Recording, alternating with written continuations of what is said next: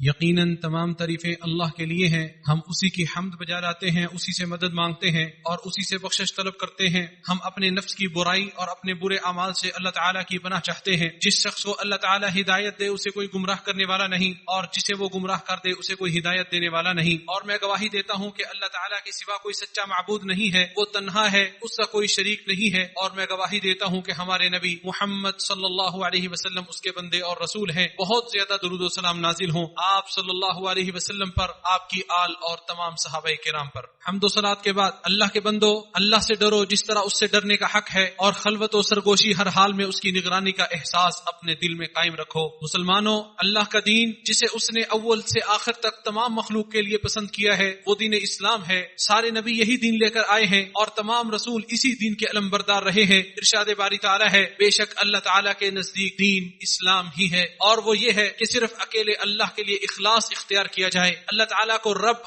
مالک، متصرف، تنہا اور اکیلا معبود تسلیم کیا جائے، اور دل و دماغ پورے طور پر اسی کی طرف متوجہ ہوں۔ یہی سیدھا، سچا اور شرک سے بیزار دین ہے جو ہمارے باپ ابراہیم علیہ السلام کی ملت ہے۔ ارشاد باری تعالی ہے، پھر ہم نے آپ کی طرف وحی بھیجی کہ آپ دین ابراہیم کی پیروی کرے جو ہر باطل سے جدا تھے اور وہ مشرک نہ تھے۔ یہ عقائد و احکام اور علم و عمل پر مبنی دین ہے، اور اس کے ظاہر و باطن دونوں ایک دوسرے سے ہم آہنگ ہیں۔ کلمہ لا الہ الا اللہ اس دین کی بنیاد اور اساس ہے، اور اس کی عمارت کی وہ گنبد ہے جس میں اس کا کمال اور حسن پنہا ہے۔ وہی اس کا آغاز اور انجام ہے، اور وہی اس کا مقصد اور سبب ہے۔ اسے زبان سے ادا کرنے کے ساتھ ساتھ اس کے معانی و مفاہیم کو سمجھنے کا وہی مقام و مرتبہ ہے جو جسم میں روح کا ہے۔ جس طرح بغیر روح کے جسم کا کوئی فائدہ نہیں ہے، اسی طرح کلمہ کے معانی سمجھے بغیر اسے پڑھنے کا بھی کوئی فائدہ نہیں ہے۔ اور جس شخص نے اس کے معنی کو جانتے ہوئے، اس کے تقاضوں پر عمل کرتے ہوئے اور اس کے مطالبات و حقوق کو پورا کرتے ہوئے زبان سے ادا کیا، اس نے صحیح معنوں میں توحید کو ثابت کر دکھایا۔ بندے کی طرف سے اللہ کی توحید پر سب سے سچا ثبوت اور خالق عز و جل کے متفرد ہونے کی خصوصیت پر واضح دلیل بندے کا صرف اور صرف اللہ کو پکارنا ہے۔ نبی صلی اللہ علیہ وسلم نے فرمایا، جب تم مانگو تو اللہ ہی سے مانگو۔ اسے امام ترمذی نے روایت کیا ہے۔ اللہ کا دین اس وقت تک قائم ہی نہیں ہوتا جب تک بندہ غیر اللہ کو چھوڑ کر صرف اللہ کو نہ پکارے۔ اسی پیغام کے ساتھ اللہ نے انبیاء و رسل بھیجے، کتابیں نازل کی، یہی اس کا دین ہے۔ وہ پسند کرتا ہے کہ اس کے بندے اس دین کو ظاہر کریں، اگرچہ اس سے اعراض کرنے والوں پر یہ بات ناگوار گزرے۔ ارشاد باری تعالی ہے، بس اللہ کو پکارو، اس کے لیے عبادت کو خالص کرتے ہوئے، اگرچہ کافر برا منائے۔ اور اللہ تعالیٰ نے اپنے نبی کو حکم دیا ہے کہ وہ اپنی قوم میں اعلان کر دے کہ دعا کے سلسلے میں اس کا پیغام خالص توحید پر مبنی ہے۔ ارشاد باری تعالی ہے، کہہ دو میں تو اپنے رب ہی کو پکارتا ہوں اور اسی کے ساتھ کسی کو شریک بھی نہیں کرتا۔ اور دعا سے اعراض کرنے والے کو اللہ تعالیٰ نے جہنم کی آگ اور ذلت و رسوائی کی وعید سنائی ہے۔ ارشاد باری تعالیٰ ہے، یقین مانو کہ جو لوگ میری عبادت سے تکبر کرتے ہیں وہ ان قریب ذلیل ہو کر جہنم میں داخل ہوں گے۔ جس شخص کا نفس اللہ تعالیٰ سے دعا کرنے کو ناپسند کرے اور مخلوق سے مانگنے میں خوشی محسوس کرے تو یہ گمراہی اور آخرت سے غفلت کی علامت ہے۔ ارشاد باری تعالیٰ ہے، اور جب اس اکیلے اللہ کا ذکر کیا جاتا ہے تو ان لوگوں کے دل تنگ پڑ جاتے ہیں جو آخرت پر یقین نہیں رکھتے۔ جو بھی ایمانی مقام و موقع جسے اللہ تعالیٰ نے دلوں پر فرض کیا ہے اس کے ساتھ دعا کرنا لازم و ملزوم ہے، اور ظاہری و باطنی تمام عبادات اپنے معنی و مفہوم اور غرض و غایت کے لحاظ سے دعا ہی ہیں۔ چنانچہ نماز پڑھنے والا، روزہ رکھنے والا، حج کرنے والا یا صدقہ کرنے والا اپنے رب سے زبان حال سے دعا ہی کر رہا ہوتا ہے۔ اس کا اپنے رب کی عبادت کرنا، اس کے لیے عاجزی و انکساری اختیار کرنا اور اپنے رب سے محبت کرنا اس بات کا منہ بولتا ثبوت ہے کہ وہ اپنے رب سے قبولیت کا سائل اور تقرب کا طلبگار ہے۔ لہذا دعا ہی عبادت ہے، اور عبادت کی اساس لب لباب اور حقیقت ہے، جیسا کہ فرمان نبوی ہے، یقیناً دعا عبادت ہے۔ پھر آپ صلی اللہ علیہ وسلم نے اللہ تعالیٰ کا یہ فرمان پڑھا، اور تمہارے رب نے فرمایا مجھے پکارو میں تمہاری دعا کو قبول کروں گا۔ اسے امام احمد نے روایت کیا ہے۔ دعا کی عظمت اور قدر و منزلت کی وجہ سے ہی اللہ تعالیٰ نے اپنی کتاب کا آغاز دعا سے کیا ہے، جیسا کہ ارشاد باری تعالیٰ ہے، اے اللہ تو ہمیں سیدھی راہ کی ہدایت دے۔ اور اس قرآن کا اختتام معوذتین سے کیا ہے، اس میں بھی دعا کا تذکرہ ہے۔ نیز اللہ نے دعا کو دین کے نام سے بھی موسوم کیا ہے، جیسا کہ ارشاد باری تعالیٰ ہے، تم اللہ کو پکارتے رہو اس کے لیے دین کو خالص کر کے۔ اور دعا کو مکمل عبادت کے نام سے بھی موسوم کیا ہے، جیسا کہ ارشاد باری تعالیٰ ہے، اور تمہارے رب نے فرمایا مجھے پکارو میں تمہاری دعا قبول قبول کروں گا. بے شک وہ لوگ جو میری عبادت سے تکبر کرتے ہیں ان قریب ذلیل ہو کر جہنم میں داخل ہوں گے. اور دعا میں اللہ وحدہ کے لیے اخلاص پیدا کرنا ایمان کی علامت ہے, یقین کی دلیل ہے, نجات کی رسی ہے اور کامیابی و کامرانی کا ذریعہ ہے. اور یہ انبیاء و مومنین کا شعار ہے. اپنی دعا میں اپنے رب کو تنہا و یکتا تسلیم کرتے ہوئے دعا کرنے والا ہی در حقیقت سچا عبادت گزار اور صاحب بصیرت ہے, جو اعلیٰ و عرفہ و حقیقت پانے کے لیے درست راستے پر گامزن ہے. کیونکہ دعا ہی وہ مضبوط ستون ہے کہ مسلمان جس کا سہارا لیتے ہیں, اور یہ پر امن پناہ گاہ ہے جہاں محتاج لوگ پناہ لیتے ہیں. بندہ جب اخلاص کے ساتھ اپنے رب سے دعا کرتا ہے تو اس کے اعضاء و جوارے تصدیق کے لیے تیار ہو جاتے ہیں, اپنے رب کے لیے مطیع و فرمانبردار ہو جاتے ہیں, اور آلام و مصائب میں دل اسی کے ساتھ جٹ جاتا ہے, اور ان مصیبتوں میں زبان اسی کو پکارنے میں مصروف ہو جاتی ہے. اور یہی مصیبتیں اور پریشانیاں بندے کو اپنے رب کی پہچان کراتی ہیں اور اخلاص کے ساتھ دعا کرنے پر آمادہ کرتی ہیں. جیسا کہ ارشاد باری تعالیٰ ہے, اور جب انسان کو تکلیف پہنچتی ہے تو اپنے پہلو پر یہ بیٹھا ہوا یا کھڑا ہوا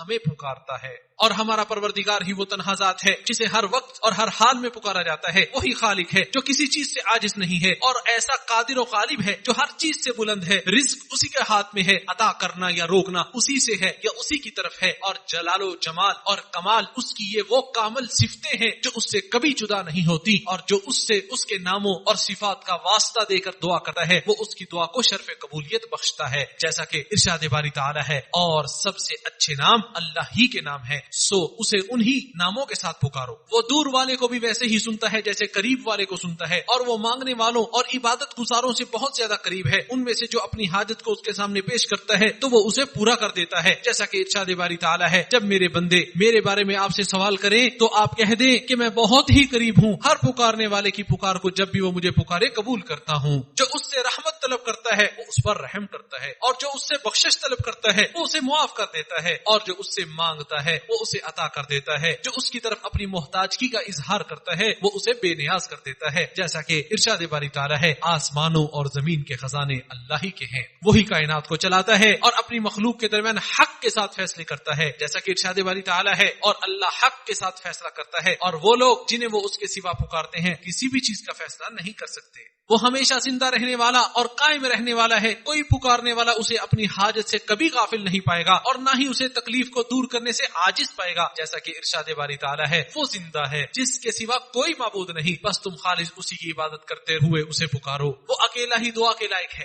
اس کا کوئی شریک نہیں ہے. یہ اس بات کی دلیل ہے کہ وہ اکیلا ہی برحق ہے, اور اس کے علاوہ اگر کسی سے مانگا جائے تو دعا قبول نہیں ہوگی. جیسا کہ ارشاد باری تعالیٰ ہے, یہ سب اس لیے کہ اللہ ہی حق ہے, اور اس کے سوا جسے بھی وہ پکارتے ہیں وہ باطل ہے. اس اللہ کی عطا و بخشش عقلوں کو حیران کر دیتی ہے. چھوٹی سی نیکی پر وہ بڑی بڑی خیرات سے نواز دیتا ہے, اور جو اس کی تعریف کرتا ہے اور اس سے اچھے طریقے سے مانگتا ہے وہ اسے وافر عطا کرتا ہے. حدیث قدسی میں ہے, وہ اپنے ان بندوں کے بڑے بڑے گناہوں سے درگزر کر دیتا ہے جن کا دین اور توحید صحیح ہو, انہوں نے اس کے سوا کسی کو شریک نہ بنایا ہو. جیسا کہ حدیث قدسی میں اللہ فرماتا ہے, اور جو میرے پاس چلتا ہوا آتا ہے میں اس کے پاس دوڑتا ہوا جاتا ہوں, اور جو مجھ سے پوری زمین کی وسعت بھر گناہوں کے ساتھ ملاقات کرتا ہے اور میرے ساتھ کسی چیز کو شریک نہیں ٹھہراتا, میں اتنی ہی مغفرت کے ساتھ اس سے ملاقات کرتا ہوں. اسے امام مسلم نے روایت کی. اللہ کا محبوب ترین بندہ وہ ہے جو اس کے سامنے سب سے زیادہ گریہ ازاری کرتا ہے, اور جس قدر بندے کے ایمان, اس کے دینی شعور اور للہیت میں اضافہ ہوتا ہے اسی قدر ہر حال میں رب سے دعا کرنے میں اس کا شوق بھی بڑھ جاتا ہے. نبی صلی اللہ علیہ وسلم نے ارشاد فرمایا, تمہیں چاہیے اپنے رب سے ہر ضرورت کا سوال کرو, یہاں تک کہ اپنے جوتے کے تسمے کا بھی سوال کرو اگر وہ ٹوٹ جائے. اسے امام ترمذی نے روایت کیا ہے. شیخ الاسلام رحمہ اللہ فرماتے ہیں کہ انبیاء کرام اور ان کے پیروکاروں کی یہ سنت چلی آ رہی ہے کہ وہ اللہ سے اپنے دینی اور اخروی امور اور دنیاوی مقاصد کے حصول کا سوال کرتے ہیں, اور جب ان کا یہ حال ہے تو پھر رب سے سوال کرنے سے کون بے نیاز ہو سکتا ہے.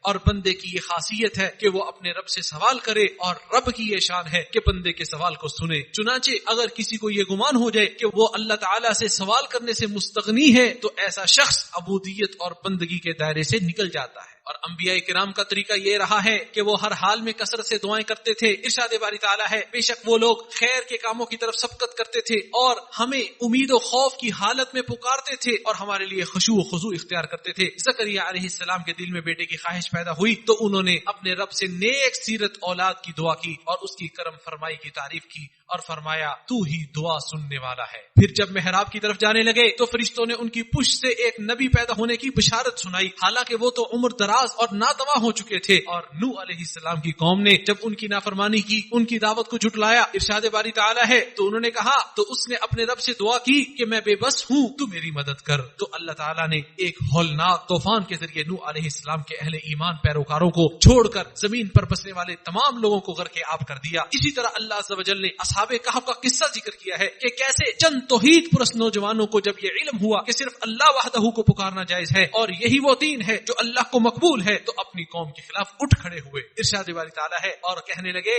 ہمارا پروردگار تو وہی ہے جو آسمان و زمین کا پروردگار ہے، نہ ممکن ہے کہ ہم اس کے سوا کسی اور کو معبود پکارے، اگر ایسا کیا تو ہم نے نہایت ہی غلط بات کی۔ صبح و شام اور رات کے آخری پہر میں دعا کرنا مومنوں کا معمول ہے۔ ارشاد باری تعالیٰ ہے ان کے بھی پہلو بستروں سے الگ رہتے ہیں، وہ اپنے پروردگار کو خوف اور امید سے پکارتے ہیں، اور جو رزق ہم نے انہیں عطا کیا اس میں سے وہ خرچ کرتے ہیں۔ اللہ تعالیٰ نے اپنے نبی کو اخلاص کے ساتھ کثرت سے اپنے رب سے دعائیں کرنے والوں کی صحبت اختیار کرنے کا حکم دیا ہے۔ ارشاد باری تعالیٰ ہے اور جو لوگ صبح و شام اپنے رب کو اس کی رضا جوئی کے لیے پکارتے رہتے ہیں، ان کے ساتھ اپنے آپ کو روک کے رکھیے۔ دعا کے فوائد و ثمرات عظیم اور بے شمار ہیں، زندے اور مردے یکساں اس سے فائدہ اٹھاتے ہیں۔ دعا کی برکتوں سے مخلوق اور خالق دونوں ہی محظوظ ہوتے ہیں، اور دیگر تمام اسباب کی طرح یہ ایک مؤثر سبب ہے۔ تقدیر الہی کے مطابق بندہ رب سے دعائیں کرتا ہے اور مشیت الہی کے مطابق اس کی دعائیں قبول ہوتی ہیں۔ چنانچہ اللہ کے سابقہ علم کی روشنی میں دعا بلاؤں کو ٹال دیتی ہے، خیر کا سبب بنتی ہے، اور بحکم الہی ہلاکت و تباہی سے انسان کو بچا لیتی ہے۔ بس سب کچھ اللہ کی طرف سے ہے اور کسی بھی مخلوق کا اس پر کوئی حق نہیں ہے۔ خالص اللہ رب العزت سے دعا و فریاد کی روشنی اس قدر تیز ہے کہ اس کی تاب اللہ وحدہ لا شریک کے سوا دنیا کا کوئی بھی خود ساختہ معبود، رب، ہمسر، مد مقابل، ساجی، ساتھی اور مددگار نہیں لا سکتا ہے، اور اسی سے مدد مانگنے والا اللہ کا، اور اسی اللہ سے مدد مانگنے والا اللہ کا سچا بندہ ہوتا ہے، جو اپنی قصد، ارادہ، تعظیم، محبت، خوف، امید میں اس اللہ کے ساتھ کسی اور کو شریک نہیں کرتا، اور اس کے دل کی وابستگی،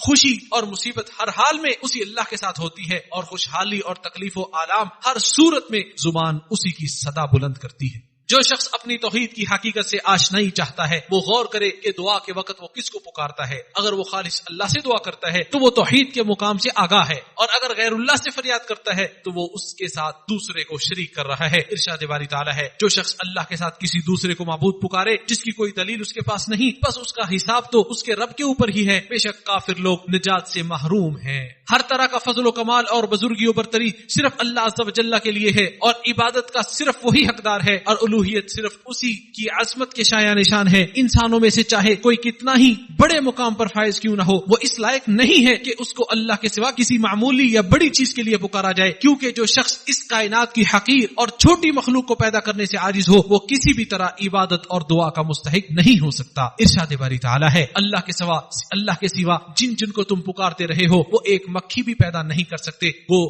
سارے کے سارے ہی جمع ہو جائیں۔ اللہ تعالیٰ نے اپنی مخلوق میں سے رسولوں کو منتخب فرمایا اور ان کو دوسروں پر فضیلت بخشی، لیکن اس کے باوجود ان میں سے کسی نے بھی اللہ تعالیٰ کی ربوبیت میں شریک ہونے کا دعویٰ نہیں کیا، اور نہ ہی لوگوں کو حکم دیا کہ وہ انہیں پکارے، اور نہ ہی اس طرح کے عمل سے راضی ہوئے۔ ارشاد باری تعالیٰ ہے اور وہ وقت بھی قابل ذکر ہے جب اللہ نے کہا اے عیسیٰ بن مریم کیا تم نے لوگوں سے کہا تھا مجھے اور میری ماں کو اللہ کے سوا معبود بنا لو؟ تو انہوں نے کہا تیری ذات ہر عیب سے پاک ہے، میرے لیے یہ ہرگز مناسب نہیں ہے کہ میں وہ بات کہوں جو میرا حق نہیں ہے۔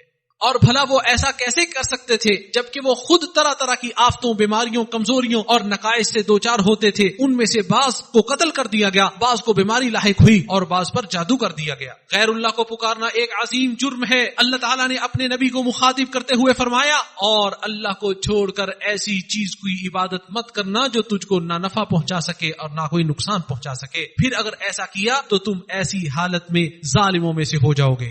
اللہ نے اپنے نبی کو غیر اللہ کو پکارنے کی صورت میں عذاب کی وعید سنائی ہے۔ ارشاد باری تعالیٰ ہے بس تو اللہ کے ساتھ کسی اور کو معبود نہ پکار کہ تو بھی سزا پانے والوں میں سے ہو جائے۔ اللہ کے ساتھ کسی اور کو پکارنا روئے زمین کا سب سے بڑا گناہ ہے۔ ابن مسعود رضی اللہ تعالی عنہ نے فرمایا میں نے کہا اے اللہ کے رسول کون سا گناہ سب سے عظیم ہے؟ تو آپ صلی اللہ علیہ وسلم نے فرمایا کہ تم اللہ کے ساتھ کسی کو شریک ٹھہراؤ جبکہ اس نے تمہیں پیدا کیا ہے۔ متفق علیہ۔ اور نماز، رکوع اور سجدہ اسی لیے مشروع کیے گئے ہیں، اور اللہ کی زمین میں مسجدیں اسی لیے تعمیر کی جاتی ہیں کہ ان میں صرف اللہ وحدہ لا شریک کو پکارا جائے، اس کے سوا کسی غیر کو ہرگز نہ پکارا جائے۔ ارشاد باری تعالیٰ ہے اور یہ مسجدیں صرف اللہ کے لیے خاص ہیں، بس اللہ کے ساتھ کسی اور کو نہ پکارو۔ بندہ جب پکارے تو خالق کو پکارے، اپنے ہی جیسے کسی مخلوق کو نہ پکارے اور نہ ہی اس سے فریاد کرے۔ ارشاد باری تعالیٰ ہے واقعی تم اللہ کو چھوڑ کر جن کی عبادت کرتے ہو وہ بھی تم جیسے ہی بندے ہیں، سو تم ان کو پکارو، پھر ان کو چاہیے کہ تمہارا کہنا پورا کر دیں اگر تم سچے ہو۔ قبر میں دفن کیا گیا شخص پکارنے والے کی پکار کو نہیں سن سکتا،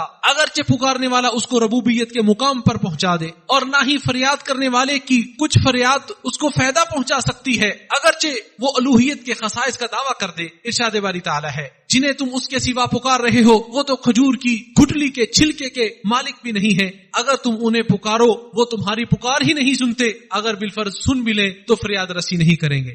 غیر اللہ کو پکارنے والے کو بھی یقین ہوتا ہے کہ وہ جسے پکار رہا ہے وہ نہ سنتا ہے اور نہ نفع پہنچا سکتا ہے۔ ارشاد باری تعالیٰ ہے ابراہیم نے فرمایا کہ جب تم انہیں پکارتے ہو کیا وہ سنتے بھی ہیں یا تمہیں نقصان یا نفع پہنچا سکتے ہیں؟ تو انہوں نے کہا یہ ہم کچھ نہیں جانتے، ہم نے تو اپنے باپ دادوں کو اسی طرح کرتے ہوئے پایا ہے۔ ابن کثیر رحمہ اللہ فرماتے ہیں اس کا مطلب یہ ہے کہ ان لوگوں نے اعتراف کر لیا کہ ان کے بت کچھ بھی نہیں کر سکتے، بلکہ انہوں نے اپنے آباء و اجداد کو ایسے ہی کرتے ہوئے پایا ہے، اس لیے وہ بھی کر رہے ہیں۔ اور مردے تو اپنی مدد کرنے سے عاجز ہیں، لہٰذا ان سے فریاد رسی کرنا ناممکن ہے۔ ارشاد باری تعالیٰ ہے اور جنہیں تم اللہ کے سوا پکارتے ہو وہ تمہاری مدد کیا کریں گے، وہ تو اپنی مدد بھی نہیں کر سکتے۔ اور جو کسی مردے کو نفع حاصل کرنے یا نقصان دور کرنے کی امید سے پکارتا ہے اس کے حصے میں دین کی تباہی، تھکاوٹ اور پریشانی کے سوا کچھ نہیں آتا۔ ارشاد باری تعالیٰ ہے وہ اللہ کے سوا اسے پکارتا ہے جو نہ اسے تکلیف پہنچا سکتا ہے اور نہ فائدہ دے سکتا ہے، یہ ہے گمراہی کی انتہا۔ وہ اس کو پکارتا ہے جس کا نقصان اس کے نفع سے زیادہ قریب ہے، بہت برا ہے اس کا مددگار اور بہت برا ہے اس کا رفیق۔ مخلوق کی طرف فریاد رسی کے لیے متوجہ ہونا اور زندوں اور مردوں سے مدد طلب کرنا اپنے نفس کو ذلیل کرنے کے مترادف ہے۔ امام احمد رحمہ اللہ نے فرمایا اے اللہ جس طرح تو نے ہمیں غیر اللہ کے سامنے سجدہ کرنے سے بچایا ہے اسی طرح غیر اللہ کے سامنے دستے سوال دراز کرنے سے بھی ہماری حفاظت فرما، کیونکہ نقصانات کو دور کرنے اور نفع پہنچانے کی طاقت تیرے سوا کسی کے پاس نہیں ہے، اور جو بندہ بھی غیر اللہ کو پکارتا ہے یا اس کا دل غیر اللہ کی طرف مائل ہوتا ہے یا اللہ کے سوا کسی اور سے وابستہ ہونے کے لیے شیطان اس کے دل میں وسوسے ڈالتا ہے تو اس کا ایسی مصیبتوں اور پریشانیوں سے پالا پڑتا ہے جو اس کے سامنے پکارے جانے والے معبودان باطلہ کی عاجزی اور بے بسی کو آشکار کر دیتی ہیں اور ان کی کمزوری اور پسپائی کو عیاں کر دیتی ہیں۔ ارشاد باری تعالیٰ ہے آپ کہیے کہ اپنا حال تو بتلاؤ، اگر تم پر اللہ کا کوئی عذاب آ جائے یا تم پر قیامت ہی آن پہنچے تو کیا اللہ کے سوا کسی اور کو پکارو گے؟ اگر تم سچے ہو بلکہ تم صرف اسی کو پکارو گے، وہ دور کر دے گا اس تکلیف کو جو کہ تم پکارتے ہو اس کی طرف اگر وہ چاہے، اور تم بھول جاؤ گے جن کو تم شریک بناتے۔ اور جو شخص اللہ کی بادشاہت میں اس کی یکتائی اور مخلوق سے اس کی بے نیازی سے واقف ہوگا وہ اس کے علاوہ کسی اور سے نفع کی توقع نہیں رکھے گا اور اس کی ساری امیدوں کا مرکز وہی قرار پائے گا۔ ارشاد باری تعالیٰ ہے اے میرے نبی آپ مشرکوں سے کہیے جنہیں تم اللہ کے سوا معبود بنائے بیٹھے ہو انہیں پکارو تو صحیح، وہ تو آسمانوں اور زمین میں ایک ذرہ کے برابر چیز کے بھی مالک نہیں ہے، اور نہ ان دونوں کی تخلیق میں ان کا کوئی حصہ ہے اور نہ ان لوگوں میں سے کوئی اس کا مددگار ہے۔ اور جب مشرکین کو موت آ دبوچتی ہے تو وہ اپنے شرک یا اعمال سے برات کا اظہار کرنے لگتے ہیں۔ ارشاد باری تعالیٰ ہے ان کی روحیں فرشتے اس حال میں قبض کریں گے کہ وہ اپنے آپ پر ظلم کر رہے ہوں گے تو وہ فرما برداری پیش کریں گے، یعنی یہ کہتے ہوئے اطاعت و فرما برداری اور حکم برداری کا اظہار کرنے لگیں گے کہ ہم نے تو کوئی برا کام نہیں کیا یا ہم تو کوئی برا کام کرتے ہی نہیں تھے۔ اور اس وقت جب اس کی قیامت قائم ہوگی اور وہ موت کا مشاہدہ کریں گے جس سے وہ غافل تھے تو اس کی آنکھوں سے دھوکہ اور فریب کے پردے ہٹ جائیں گے اور وہ یقینی طور پر مخلوق کی بے بسی کو دیکھ لیں گے، اور روز قیامت جنہیں وہ پکارتے تھے ان کی طرف سے اظہار برات کا مشاہدہ بھی کر لیں گے۔ ارشاد باری تعالیٰ ہے یہاں تک کہ ہمارے فرشتے جب ان کے پاس ان کی روح قبض کرنے کے لیے آئیں گے تو پوچھیں گے کہاں ہے وہ جنہیں تم اللہ کو چھوڑ کر پکارتے تھے؟ وہ کہیں گے کہ وہ سب چھوڑ کر غائب ہو گئے، یعنی ہمیں چھوڑ کر چلے گئے، اب ہمیں ان سے نفع اور خیر کی کوئی امید نہیں ہے۔ اور جو شخص اللہ کے سوا کسی اور کو پکارے گا اللہ اس سے ناراض ہوگا اور اسے ہمیشہ جہنم میں رکھے گا۔ جیسا کہ رسول اللہ صلی اللہ علیہ وسلم نے فرمایا جو شخص اس حال میں مرے کہ وہ اللہ کے ساتھ کسی اور کو شریک کرتا ہو تو وہ جہنم میں داخل ہوگا، متفق علیہ۔ اے مسلمانوں، دعا ایک اہم عبادت ہے، اسی سے ایک موحد مشرک سے ممتاز ہوتا ہے، اور شیطان کے لیے یہ ایک ایسا آسان دروازہ ہے جہاں سے داخل ہو کر بندوں کا دین بگاڑ سکتا ہے۔ ابن قیم رحمہ اللہ فرماتے ہیں مردوں سے حاجتیں طلب کرنا، فریادیں کرنا، ان کی طرف متوجہ ہونا ہی دنیا میں شرک کی اصل جڑ ہے۔ ایک مسلمان اپنے دل، معاملات اور عبادات، سب معاملات کو اپنے رب کے سپرد کر دیتا ہے، اور اپنے علم، قصد و ارادہ اور محبت میں خالق و مخلوق کے درمیان فرق کرتا ہے، اور ہر کسی کے مقام و مرتبہ اور حقوق کو پہچانتا ہے، ایک کو دوسرے کا حق نہیں دیتا۔ چنانچہ رب کا حق یہ ہے کہ عبادت، دعا، خوف اور امید کو اسی کے لیے خاص کیا جائے، اور نیک لوگوں کا حق یہ ہے ان سے محبت کی جائے، ان کے نقش قدم پہ چلا جائے، ان کے مقام و مرتبہ کا پاس رکھا جائے، اور ان کا ذکر خیر کیا جائے۔ ارشاد باری تعالی ہے بس اے میرے نبی آپ یکسو ہو کر دین اسلام پر قائم رہیے، یہ اللہ کا وہ دین فطرت ہے جس کے مطابق اس نے لوگوں کو پیدا کیا ہے، اللہ کی تخلیق میں کوئی تبدیلی نہیں ہو سکتی، یہی سچا اور صحیح دین ہے، لیکن اکثر لوگ نہیں جانتے۔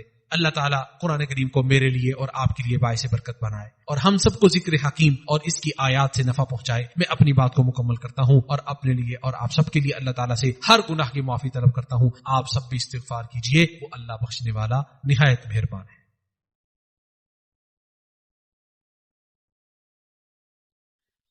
تمام تعریفیں اللہ کے لیے ہیں، اس کی توفیق، انعامات اور احسانات پر اسی کا شکر ہے۔ میں اللہ کی عظمت شان کا اعتراف کرتے ہوئے گواہی دیتا ہوں کہ اللہ کے علاوہ کوئی معبود برحق نہیں ہے، وہ تنہا ہے، اس کا کوئی شریک نہیں ہے، اور میں گواہی دیتا ہوں کہ ہمارے نبی محمد صلی اللہ علیہ وسلم اس کے بندے اور رسول ہیں۔ آپ صلی اللہ علیہ وسلم پر اور آپ کی آل و اصحاب پر بے شمار درود و سلام نازل ہوں۔ مسلمانوں، انسان کو جو چیزیں عطا کی گئی ہیں ان میں سے سب سے قیمتی توحید الہی ہے، اور مرتے دم تک اس پر ثابت قدم رہنا سب سے عظیم نعمت ہے۔ صحیح توحید اگرچہ کم ہی ہو وہ انسان کو جہنم کے دائمی عذاب سے بچا لے گی، اور توحید کامل تو انسان کو جہنم میں داخل ہی نہیں ہونے دے گی۔ شیطان کے کچھ ہیلے اور شبہات ہوتے ہیں جن کے ذریعے وہ بندوں کو دین سے پھیر دیتا ہے۔ شیطان انسان کو شبہات میں ڈالتا ہے، پھر ان کی پیروی پر ابھارتا ہے اور ان کی تصدیق کی دعوت دیتا ہے۔ اس لیے جو سلامتی کا خواہش مند ہے اسے چاہیے کہ وہ اپنی توحید و ایمان کی نگہداشت کرتا رہے اور شبہات کی جگہوں سے اپنے آپ کو دور رکھے۔ جان لیجئے کہ اللہ تعالیٰ نے آپ سب کو اپنے نبی صلی اللہ علیہ وسلم پر درود و سلام بھیجنے کا حکم دیا ہے۔ ارشاد باری تعالیٰ ہے اللہ تعالیٰ اور اس کے فرشتے نبی صلی اللہ علیہ وسلم پر درود بھیجتے ہیں، اے ایمان والو تم بھی ان پر خوب درود و سلام بھیجا کرو۔ اے اللہ تو ہمارے نبی محمد صلی اللہ علیہ وسلم پر درود و سلام اور برکتیں نازل فرما۔ اے اللہ، اے سب سے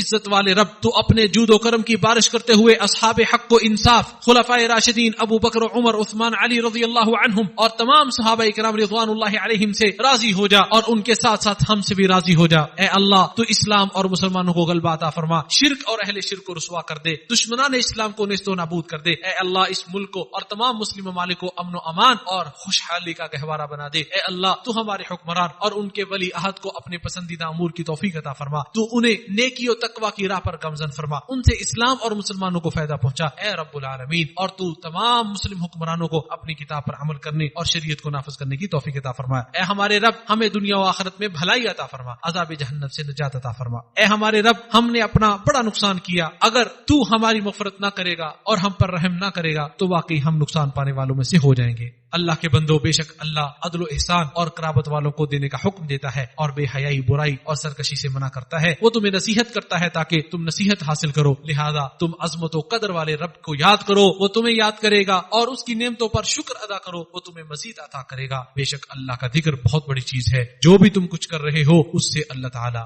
خبردار ہے۔